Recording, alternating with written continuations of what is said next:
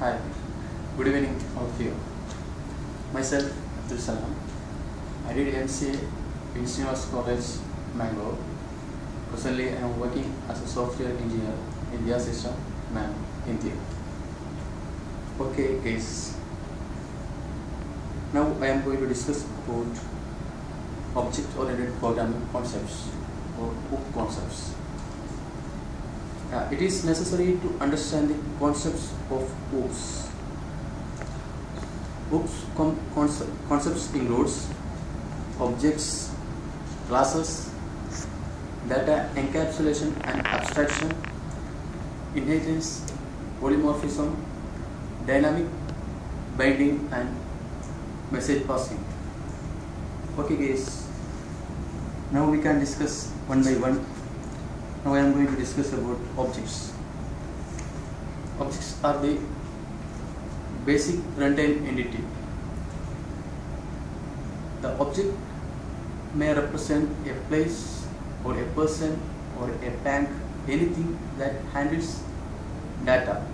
Then it is called objects. For example, we can tell fruits. No, in orange we can tell orange as an object because that handles the data like sugars, then some vitamins, etc. that handles the object orange. So we can tell orange is the object. When a program is executed, the object is interacted by sending messages to one and another. For example, if customer and bank account is the object, then customers send a message to bank account that about for balance. Like that they are communicating objects.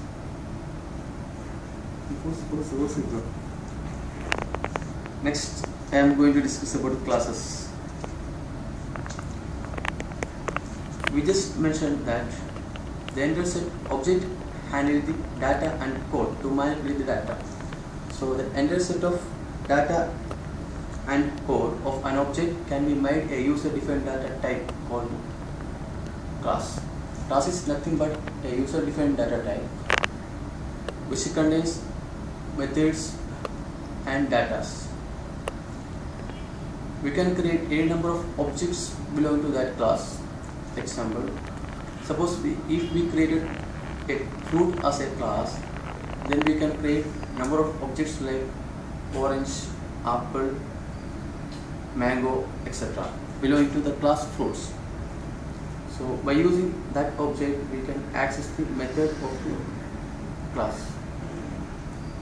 Next I am going to discuss about data abstraction and encapsulation. The wrapping up of data and function into a single unit or class is known as encapsulation. The main purpose of encapsulation is to wrap the particular function and the data together into a single unit. So the function only within that class can access the data inside the function. It won't allow to access outside allow the data from the class to access from outside the function. And the insulation of the data from direct access from the outside world is called data hiding or information hiding. Now I am going to discuss about data abstraction. Abstraction is nothing but the act of representing essential features without include the background details of the details or explanation. That is nothing but we called abstraction. For example, we can tell remote is the best example of abstraction. Suppose if we are clicking the volume button, it will increase the volume, but it hides the details, information, how it from the user, that how it works. When we click the volume button plus, we will feel increase in the volume, but we don't know how it's working internally. So the process of hiding complexities from the user is called abstraction. Then next I am going to discuss about inheritance.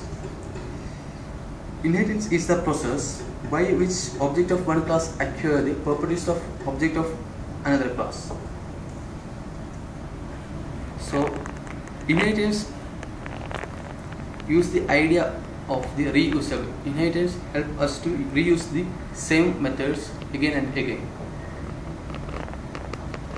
This means that we can add additional information features to an existing class without modifying the class. Instead of that, we just inherited a new class from the existing class. It will get all the features from existing class, and we can add some new feature to the new class. So we can take the example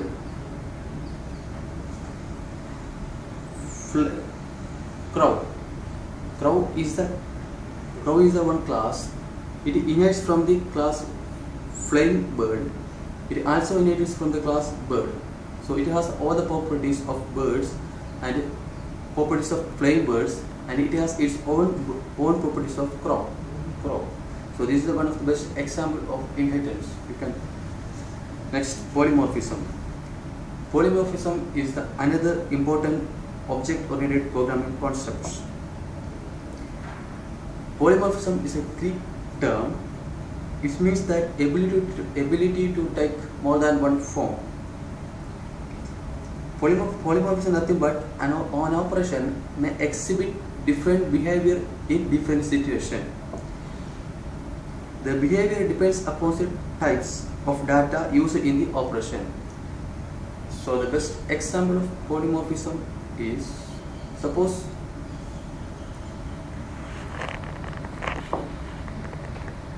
for the operation of addition, if we pass it two numbers, it will produce the sum. The same, if we pass the two string, then it will generate third string by concatenating the two string. So this will behave differently in different situations according to data types. That is nothing but we call polymorphism. So this process, the process of making an operation to exhibit different behavior in different situations or instance, is known as operator overloading. So next I am going to discuss about dynamic binding.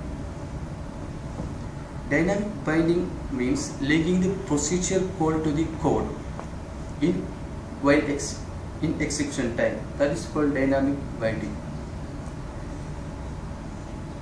Then message passing. Next I am going to discuss about message passing. I already told an object programming consists of a set of objects that communicate each other. The process of programming in an object-oriented language therefore involves the following basic steps. One is create a class that defines object and their behavior. Next one is create object from a class definition and establishing communication among the object. Object communicate with one and another by sending and receiving information much the same way as people talk. People send information. So the concept of message passing makes it easier to talk about building a system that directly model or simulate their real world counterpart. So suppose I already told objects are communicating by sending or receiving information from one to another. So suppose a message for an object is a request for execution a procedure.